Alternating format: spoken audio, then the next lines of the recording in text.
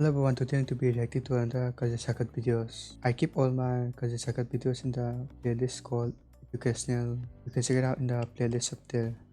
Today's title is An Antidote to Dissatisfaction. Is there even an antidote to dissatisfaction? And we'll find out in this video. Also, if you're new here, make sure you subscribe to see more videos like this one. Also, I had to turn on the lights because the weather is getting cloudy today.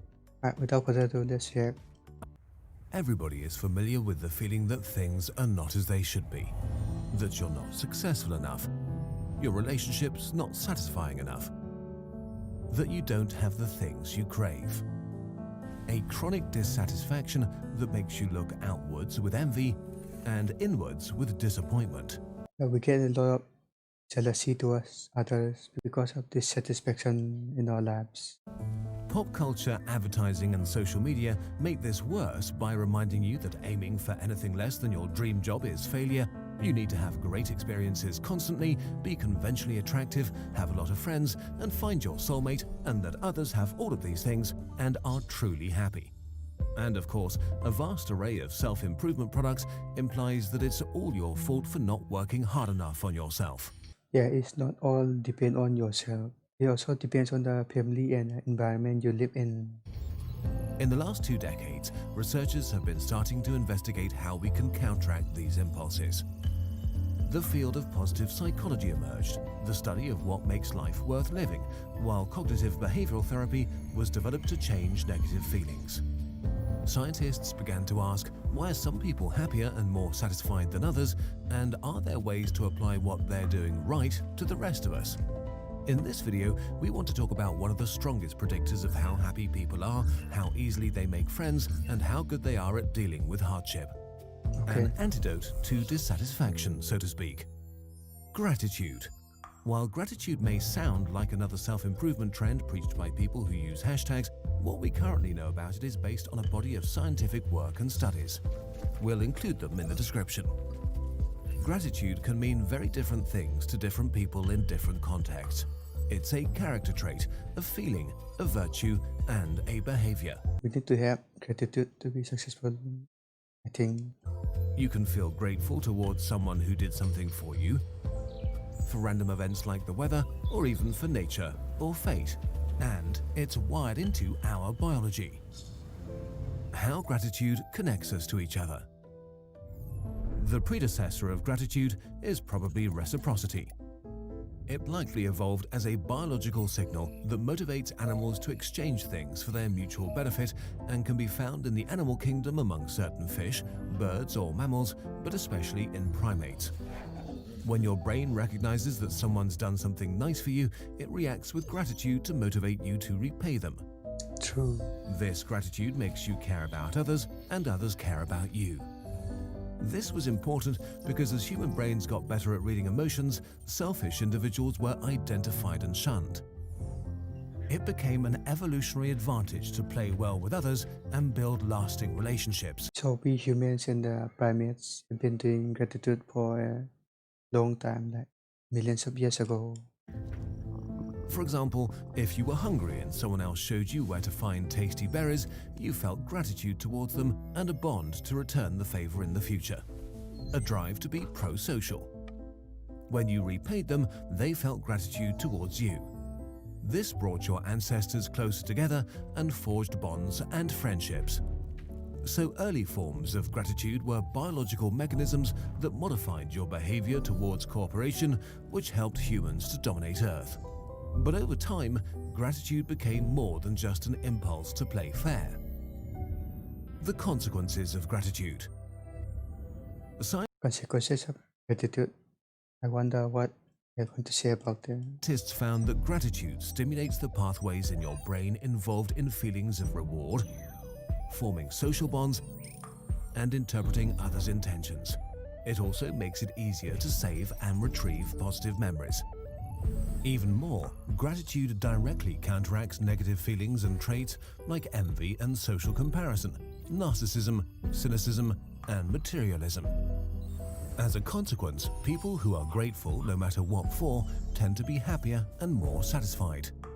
They have better When you do something good for others, you feel happiness. relationships, an easier time making friends. They sleep better, tend to suffer less from depression, addiction, and burnout, and are better at dealing with traumatic events. In a way, gratitude makes it less likely that you'll fall into one of the psychological traps modern life has set for you.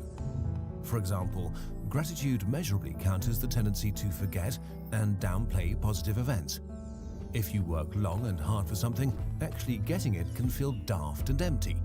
You can find yourself emotionally back where you started and try to achieve the next biggest thing, looking for that satisfaction instead of being satisfied with yourself. Or imagine being lonely and wanting to have more friends. You actually might have someone or even multiple people who want to hang out, but you might feel that this is not enough, that you're a loser and feel bad about yourself. So you might turn down their attempts to hang out and become more lonely. If you feel grateful for your relationships instead, you might accept invitations or even take the initiative. The more often you risk opening up, the higher the chance of solidifying relationships and meeting new people. In the best case, gratitude can trigger a feedback loop. Positive feelings lead to more pro-social behavior, which leads to more positive social experiences that cause more positive feelings. So gratitude is very important in making friends. This is a common experience after serious hardship, like chemotherapy, for example. Life can feel amazing after a crisis is over.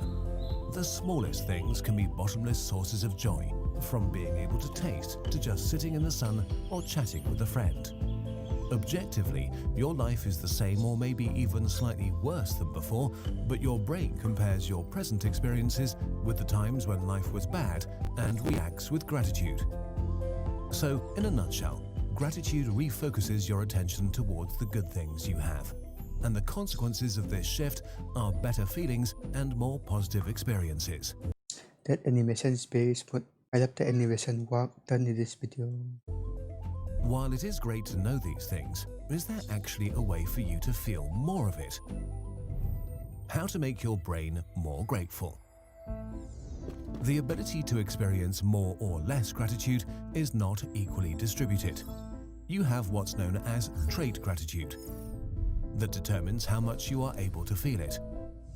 It depends on your genetics, personality, and culture.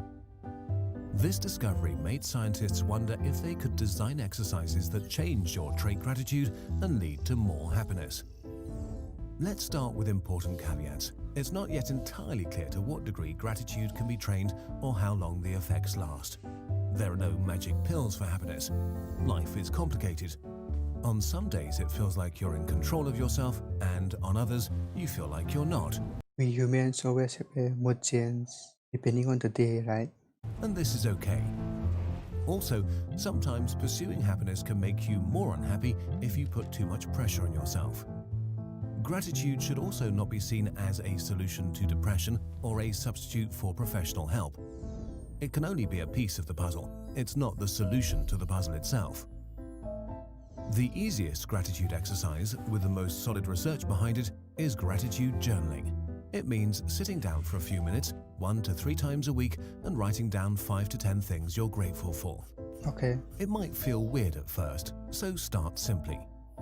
Can you feel grateful for a little thing, like how great coffee is or that someone was kind to you? Can you appreciate something someone else did for you? Can you reflect on which things or people you would miss if they were gone and be grateful that they're in your life? So we should be grateful to each other as much as we can so to feel happiness. We're all different, so you'll know what works for you. And that's it really. It feels almost insulting, like things shouldn't be that simple. But in numerous studies, the participants reported more happiness and a higher general life satisfaction after doing this practice for a few weeks. And even more, studies have found changes in brain activity some months after they ended. Practicing gratitude may be a real way to reprogram yourself. This research shows that your emotions are not fixed. In the end, how you experience life is a representation of what you believe about it. If you attack your core beliefs about yourself and your life, you can change your thoughts and feelings, which automatically changes your behavior. It's pretty mind-blowing that something as simple as self-reflection can hack the pathways in our brain to fight dissatisfaction. And if this is no reason to be more optimistic, what is? Being a human is hard, but it doesn't need to be as hard. And if you actively look, you might find that your life is much better than you thought. Then that's a very good advice. I really enjoyed the video a lot. So from now on, we should be giving gratitude as much as we can. I love the animation a lot in this video too. Well guys, I'm gonna end the video there. You can follow me on Instagram on WikiLab99 up there.